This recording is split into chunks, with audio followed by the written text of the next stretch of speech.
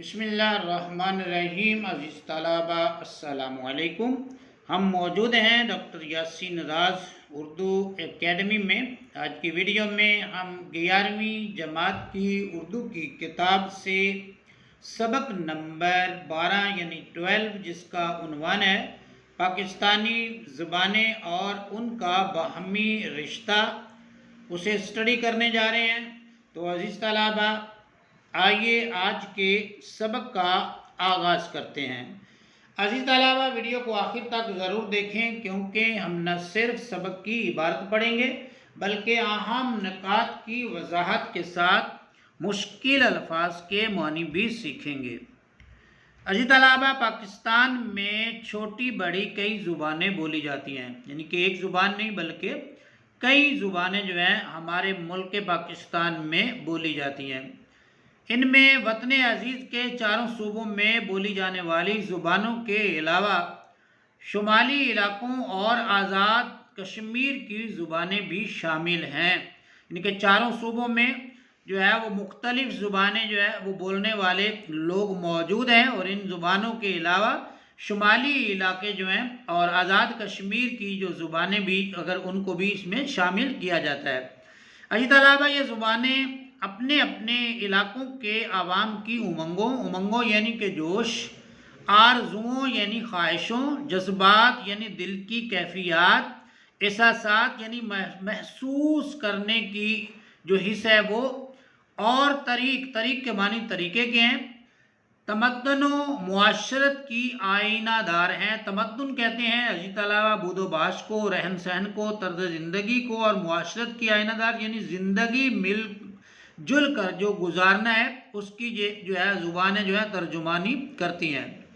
عزیز طلبہ ان میں لوک اور تحریری ادب کا بیشبہ ذخیرہ موجود ہے۔ بیشبہ مطلب کہ قیمتی ذخیرہ جو ہے وہ موجود ہے، بہترین، عمدہ، جو مجموعی طور پر اس تہذیب و ثقافت کے خد و خال کے معنی عزیز طلبہ ساخت یا حلیہ کے ہیں۔ خد و خال کو نمایاں کرتا ہے، خد و خال کو واضح کرتا ہے، جسے ہم پاکستانی تہذیب و ثقافت کہتے ہیں۔ عزیز طلبہ تہذیب اور ثقافت جو ہے یہ دونوں جو ہے وہ لفظ علیحدہ علیحدہ ہیں، لیکن عموماً جو ہے ان کا استعمال جو ہے وہ اکٹھا کیا جاتا ہے۔ تہذیب کا معنی ہے سنوارنے کا عمل، یعنی شائستگی جو ہے وہ تہذیب ہے،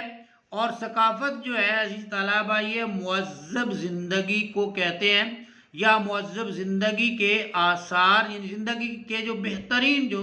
زندگی گزارنے کے طریقے ہیں وہ جو ہے وہ ثقافت میں آتے ہیں، یا آپ یوں کہہ لیجئے کہ رسم و رواج میں عموماً ہمارے ہاں کچھ میلے ٹھیلے جو ہے وہ لگتے ہیں، اور ہم پھر جو ہے ان کو دیکھنے کے لیے جس جوش و خروش سے جاتے ہیں وہ بھی ہماری ثقافتی کے حصے میں عزیز طلبہ آتے ہیں۔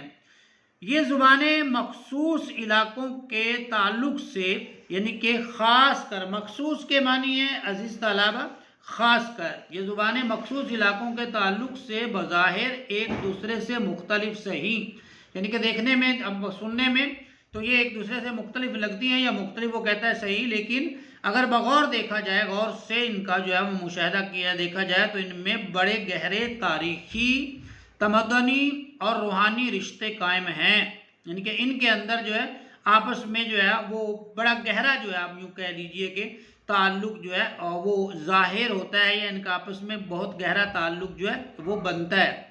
ان زبانوں کی تاریخ بتاتی ہے، یہ جو زبانیں بولی جاتی ہیں ان کی تاریخ بتاتی ہے کہ ان کی نشو و نما یعنی ان کی ترقی جنوبی ایشیا میں مسلمانوں کے دور اقتدار یعنی کہ دور حکومت کی مرہون منت احسان مند ہے۔ عزیز طلبہ ان کے ذخیرہ الفاظ یعنی کہ جو لفظوں کا ذخیرہ ہے، اور رسم الخط یعنی انداز تحریر، اور روزمرہ و محاورات، تلمیحات و ضرب الامثال اور روایات و حکایات سے یہ حقیقت نمایاں ہوتی ہے کہ یہ زبانیں اسلامی تشخص رکھتی ہیں، یعنی یہ زبانیں جو ہیں اسلامی پہچان جو ہے وہ رکھتی ہیں۔ ان کا ذخیرہ الفاظ سے، یعنی کہ ان کے اندر جو لفظوں کا ایک جو ہے وہ وسیع یا وسیع ذخیرہ جو موجود ہے ان کے اندر، جو ان کا جو انداز تحریر ہے، رسم الخط جو ہے ان کا، اور روزمرہ محاورہ، یعنی کہ محاورہ عزیز طلبہ جو لفظ جو ہے وہ اپنے مجازی معنوں میں ایک دو یا دو سے زیادہ لفظ جو اپنے مجازی معنوں میں استعمال ہم کرتے ہیں ان کو محاورات کہتے ہیں عموماً۔ تلمیحات و ضرب الامثال حقیقی معنوں میں استعمال ہوتی ہیں۔ تلمیحات عزیز طلبہ وہ ہوتی ہیں کہ کسی ایک لفظ سے یا کسی قرآن پاک کی آیت سے، روایت سے، کسی حدیث سے جو ہے وہ کسی تاریخی واقعے کی طرف جو وہ اشارہ کرتے ہیں تو وہ جو ہے وہ تلمیح کہلاتی ہے۔ جیسے جو وہ شعر ہے نا کہ عقل ہے محو تماشائے لب بام ابھی، وہ نمرود کے حوالے سے جو شعر ہم عموماً بولتے ہیں، تو نمرود کا لفظ بھی جو ہے وہ بطور تلمیح جو ہے وہ استعمال ہوتا ہے۔ پہلا مصرع جو ہے عزیز طلبہ میرے ذہن سے سکپ ہو گیا، تو اس کے روایات اور حکایات جو ہے اس سے یہ حقیقت نمایاں ہے، ظاہر ہوتی ہے کہ یہ زبانیں آپس میں ایک اسلامی جو ہے وہ تشخص پہچان جو ہے وہ رکھتی ہیں۔ ان زبانوں کے شعر و ادب نے،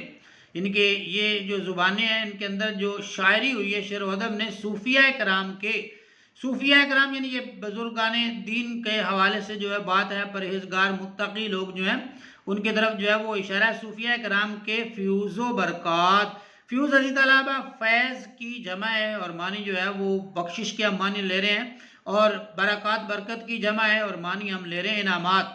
یعنی کہ صوفیہ کرام کے فیوز و برکات کے سائے میں پرورش پائی، اور یوں ان زبانوں نے اخوت یعنی بھائی چارہ،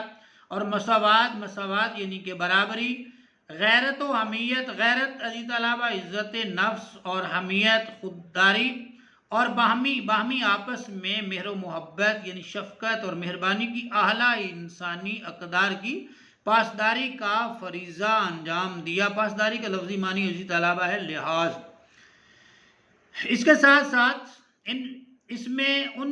مسلمان مجاہدوں کے نعروں کی گونج اور تلواروں کی جھنکار بھی سنائی دیتی ہے۔ گونج یعنی بلندی، اور جھنکار مخصوص آواز، جو تلوار کی ایک آواز ہوتی ہے، مخصوص آواز ہوتی ہے، وہ بھی سنائی دیتی ہے، جن کی مجاہدانہ سرگرمیوں کے نتیجے میں ہند میں اسلام کا نور پھیلا، یعنی کہ وہ مجاہدین جنہوں نے جو ہے وہ برصغیر پاک و ہند میں اسلام کی روشنی جو ہے وہ پھیلائی، وہ ان کی تلواروں کی گونج، جھنکار اور ان کے نعروں کی گونج بھی ان زبانوں میں شامل ہے۔ عزیز طلبہ پاکستانی زبانوں میں تخلیق ہونے والا ادب تمام پاکستانیوں کی مشترکہ میراث ہے، یعنی یہ سب میں مشترک یا ان سب کی برابر جو ہے وہ میراث ہے۔ یوں تو پاکستان میں بولی جانے والی ہر زبان اہمیت کی حامل ہے، یعنی ہر ایک زبان جو پاکستان میں بولی جاتی ہے وہ بڑی اہمیت رکھتی ہے یا بڑی اہمیت کی حامل ہے، لیکن اپنے دائرہ اثر کے اعتبار سے پشتو، پنجابی، سندھی، بلوچی، ہندکو، سرائکی اور کشمیری زبانیں یہاں کی بڑی زبانوں میں شمار ہوتی ہیں۔ یہ جو ہے وہ ویسے تو پاکستان میں بہت ساری جو زبانیں ہیں عزیز طلبہ وہ بولی جاتی ہیں، لیکن یہ جو پشتو ہے، پنجابی ہے، سندھی ہے، بلوچی ہے، ہندکو ہے، سرائکی اور کشمیری ہے، یہ جو ہے پاکستان کی بڑی زبانیں ہیں، یعنی کہ ان کو کثیر تعداد میں بولنے والے لوگ جو ہیں اور وہ موجود ہیں۔ شمالی علاقوں اور چترال کی زبانیں بھی قابل قدر ادبی سرمایہ رکھتی ہیں۔ قابل قدر عزیز طلبہ تعظیم کے لائق کے معنی میں آتا ہے۔ پاکستانی زبانوں میں پشتو، پنجابی، سندھی اور بلوچی نہ صرف یہ کہ پاکستانی آبادی کے وسیع حصے کی زبانیں ہیں، بلکہ ان کا قدیم و جدید ادب بھی معیار و مقدار کے لحاظ سے خاصا وسیع ہے، خاصا بلند ہے۔ یہاں پر عزیز طلبہ مصنف جو ہیں وہ کہتے ہیں کہ پاکستانی زبانوں میں جو پشتو زبان ہے، پنجابی زبان ہے، سندھی اور بلوچی زبان ہے، یہ نہ صرف یہ کہ پاکستانی آبادی کے وسیع حصے کی زبانیں، یعنی اس کو یہ ہی نہیں کہ بہت سارے لوگ جو ہیں یہ آبادی کا ایک بہت بڑا حصہ جو ہے وہ ان زبانوں کو جو ہے وہ علیحدہ طور پر جو ہے وہ بولتا ہے، بلکہ وہ کہتے ہیں ان کا قدیم و جدید ادب، ان زبانوں میں ادب بھی تخلیق ہوا ہے، ادب بھی معیار و مقدار کے لحاظ سے خاصا وسیع ہے، خاصا بلند یا باوقار ہے۔ سندھ کے شاہ عبداللطیف بھٹائی اور سچل سرمست، سندھ میں یہ بہت بڑے جو ہے وہ شعراء گزرے ہیں۔ پنجاب کے سلطان باہو، وارث شاہ اور بلے شاہ، یہ بھی بڑے جو ہے وہ شاعر گزرے ہیں۔ سرحد کے خوشحال خان خٹک اور رحمان بابا، بلوچستان کے جام درک اور مست توکلی پاکستانی ادب کی وہ عظیم شخصیات ہیں جن کے شاعرانہ کارناموں پر ہر پاکستانی کو بجا طور پر فخر ہے، یعنی ہر پاکستانی کو اس ادب تخلیق کرنے والوں پر بجا طور پر جو ہے وہ ناز ہے، وہ ان شخصیات پر جو ہے وہ ناز کرتے ہیں۔ اسی علاوہ پاکستان میں بولی جانے والی زبانیں بیشتر اکثر ایک ہی اصل کی مختلف شاخیں ہیں، ان کی بنیاد جو ہے مصنف کہتے ہیں کہ وہ ایک ہی ہے۔ ان کا تعلق زبانوں کے اس وسیع سلسلے سے ہے جو اصطلاح میں جو ہے وہ لفظ کے خاص معنی جب ہم لیتے ہیں یا کوئی خاص معنی فرض کر لیتے ہیں تو وہ اس کے اصطلاحی معنی ہوتے ہیں، اس لیے یہاں مصنف کہتا ہے جو اصطلاح میں ہند آریائی زبانیں کہلاتی ہیں، جغرافیائی صورتحال اور مرور زمانہ کے باعث دنوں کا گزرنا باعث کے معنی وجہ کے ہیں، ان میں تغیرات پیدا ہوتے گئے، تغیرات مطلب کہ تبدیلی رونما ہوتی گئی، اور ظاہری حیت میں یعنی ظاہری بناوٹ میں وہ ایک دوسرے سے مختلف ہوتی چلی گئیں، وہ ایک دوسرے سے مختلف ہو گئیں، یعنی جغرافیائی جو صورتحال ہے اور مرور زمانہ کے باعث جو دنوں کا گزرنا،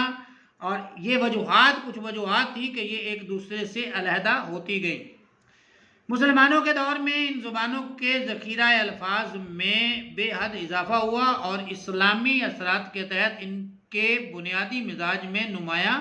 تبدیلیاں ظہور میں آئیں، یعنی نمایاں طور پر جو ہے تبدیلیاں جو ہیں وہ ہوئیں۔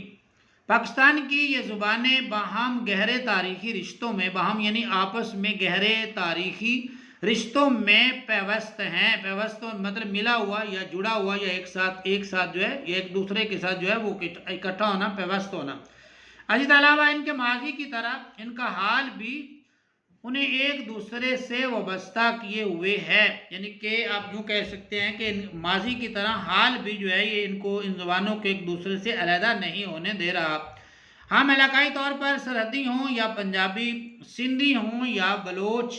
لیکن یہ حقیقت ہے کہ ہم سب پاکستانی ہیں۔ ویری گڈ، بالکل صحیح بات ہے کہ جو ہے وہ ہم کسی بھی صوبے میں رہتے ہیں، اپنے آپ کو کچھ بھی کہتے ہیں، پنجابی کہتے ہیں، سندھی کہتے ہیں یا بلوچ کہتے ہیں، لیکن حقیقت میں ہم سب جو ہے وہ پاکستانی ہیں۔ یہ رشتہ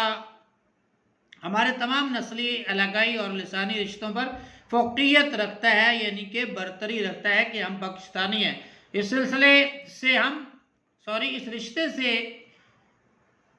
رشتے سے ہم پر واجب یعنی کہ لازم ہے، جو ہمارا پاکستانیت کا جو رشتہ ہے اس لیے ہم پر واجب ہے کہ ہم پاکستان کی سبھی زبانوں کا احترام کریں، انہیں اپنی زبانیں سمجھیں اور انہیں ایک دوسرے سے قریب لانے میں کوشاں ہوں، یعنی ان کو ایک دوسرے سے قریب لانے میں کوشش کرتے رہیں۔ ظاہر ہے کہ ہم یہ کوشش زبان ہی کے ذریعے کر سکتے ہیں، اور وہ ہماری قومی زبان اردو ہے، یعنی کہ ہم جو ہے وہ تمام زبانوں کو جو ہے وہ اپنی زبانیں جو ہے وہ تصور کریں، اور ان کی ترویج کے لیے، ان کی بڑھوتری کے لیے جو ہے مصنف کہتے ہیں کہ کوشش اور محنت کرتے رہیں، اور اس کوشش ایک ہی ذریعے سے ہم کر سکتے ہیں، یعنی زبان کے ذریعے سے، اور وہ ہماری کوئی قومی زبان ہے وہ ہے اردو۔ اب اردو پہ جو ہے وہ تھوڑی سی ڈیٹیل جو ہے اسی طرح وہ دینے جا رہا ہے۔ وہ کہتا ہے اردو ہی پاکستان کی وہ واحد زبان ہے جو ہمارے کسی ایک علاقے کی زبان نہ ہوتے ہوئے بھی سبھی کی زبان ہے، پاکستان کے تمام علاقوں میں یکساں یعنی کہ برابر سمجھی، بولی، پڑھی اور لکھی جاتی ہے۔ اس کے علمی و ادبی سرمائے میں پاکستان کے ہر علاقے کے باشندوں نے، یعنی پاکستان کے ہر علاقے کے جو باسی ہیں، رہائشی جو لوگ ہیں، انہوں نے مقدور بھر جہاں تک ممکن ہوا اضافہ کیا ہے۔ کوئی علاقہ ایسا نہیں جہاں اردو کے شاعر اور ادیب موجود نہ ہوں، تقریباً پاکستان کے ہر ایک علاقے میں اردو زبان کے شاعر اور ادیب جو ہیں وہ موجود ہے۔ اس زبان کی ہمہ اور ہر دل عزیزی، ہمہ گیری یعنی کہ وسعت، اس کا جو پھیلاؤ ہے اور ہر ایک کی جو پسندیدہ ہونے کی وجہ ہے وہ جو بیان کر رہے ہیں، زبان کی ہمہ گیری اور ہر دل عزیزی کا اندازہ اس امر سے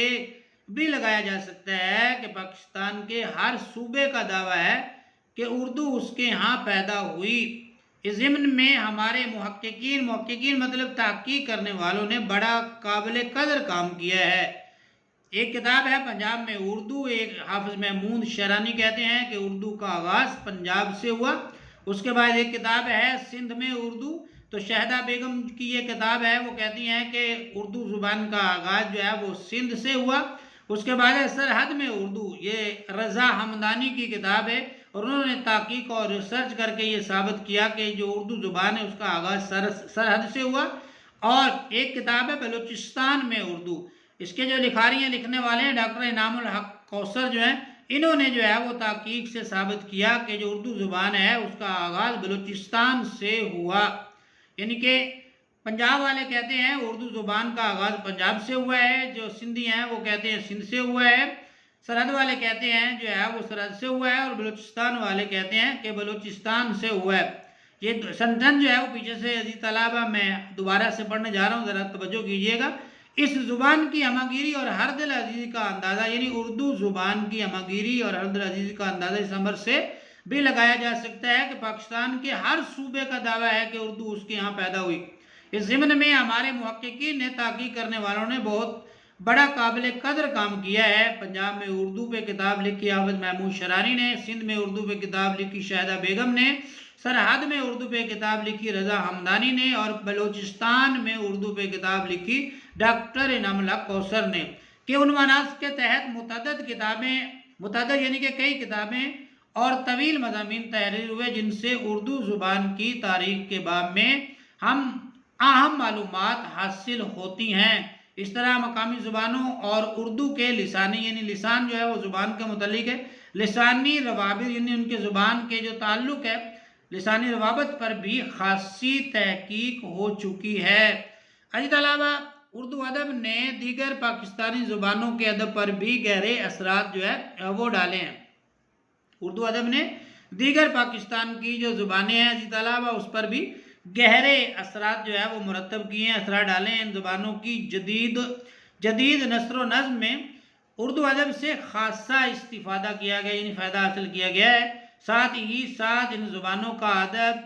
اردو ادب کو بھی متاثر کر رہا ہے، اثر لے رہا ہے، یعنی کہ اردو زبان نے جو ہے اردو زبان نے دیگر زبانوں کا جو ہے وہ ذخیرہ الفاظ جو ہے وہ بڑھایا اور اس کو متاثر کیا، اور دیگر زبانوں نے اردو زبان کے ساتھ جو ہے وہ اپنا تعلق جو ہے وہ گہرا اور مربوط کیا ہے، اور انہوں نے اثر لیا ہے اردو زبان کا۔ نہ صرف یہ کہ ان زبانوں کے ادب کا ایک بڑا حصہ اردو میں منتقل ہو چکا ہے، یعنی اردو میں بدل چکا ہے، بلکہ اردو کے ذخیرہ الفاظ میں ان زبانوں کے الفاظ کی آمیزش یعنی شمولیت سے خوشگوار اضافہ بھی ہوا ہے۔ اردو میں اب وہ لب و لہجہ پیدا ہو رہا ہے، یعنی انداز گفتگو پیدا ہو رہا ہے، جسے ہم خالصتاً یعنی خاص کر پاکستانی لب و لہجہ کہہ سکتے ہیں، یعنی پاکستانی انداز گفتگو جو ہے عزیز طلبہ وہ مصنف کہتے ہیں کہ وہ کہہ سکتے ہیں۔ عزیز طلبہ، آئین کی روح سے، قانون کی روح سے اردو پاکستان کی قومی اور سرکاری زبان ہے۔ اس زبان نے جہاں تخلیق پاکستان میں اہم کردار ادا کیا ہے، یعنی تخلیق پاکستان یعنی پاکستان کا وجود میں آنا اہم کردار ادا کیا ہے، وہاں یہ وطن عزیز کے مختلف علاقوں کے مابین یعنی درمیان رابطے کا ایک اہم ذریعہ بھی ہے، یعنی اردو زبان جو ہے وہ مختلف جو ہمارے علاقے ہیں، صوبے ہیں، تو ان میں ایک رابطے کا جو ذریعہ بھی ہے وہ اردو زبان جو ہے وہ بنتی ہے، مابین رابطے کا ایک اہم ذریعہ، ایک وسیلہ ہے۔ یوں یہ زبان وحدت پاکستان کی ضامن بھی قرار پائی ہے۔ اردو زبان جو ہے یہ وحدت پاکستان کی ضامن زبان بھی جو ہے وہ قرار پائی۔ مطلب کیا ہے؟ یوں یہ زبان وحدت پاکستان یعنی کہ وحدت پاکستان جب لیں گے اتحاد، وحدت اتحاد کی ضامن یعنی کہ ذمہ دار بھی قرار پائی ہے۔ عزیز طلبہ، یہ تھا ہمارا آج کا سبق، پاکستانی زبانیں اور ان کا باہمی رشتہ۔ ہمارا آج کا سبق جو ہے یہ ہو گیا مکمل۔ امید ہے آپ کو آج کا سبق پسند آیا ہوگا، سمجھ بھی آیا ہوگا۔ کومنٹس میں اپنی رائے کا اظہار ضرور کیجیے گا۔ اگر آپ کو ویڈیو اچھی لگے تو پیج کو فالو کیجیے، ویڈیو کو لائک کیجیے، اپنا اور چینل کا خیال رکھیے، اپنی تعلیمی سرگرمیوں کو جاری رکھیے۔ مجھے دیجیے اجازت، اللہ حافظ۔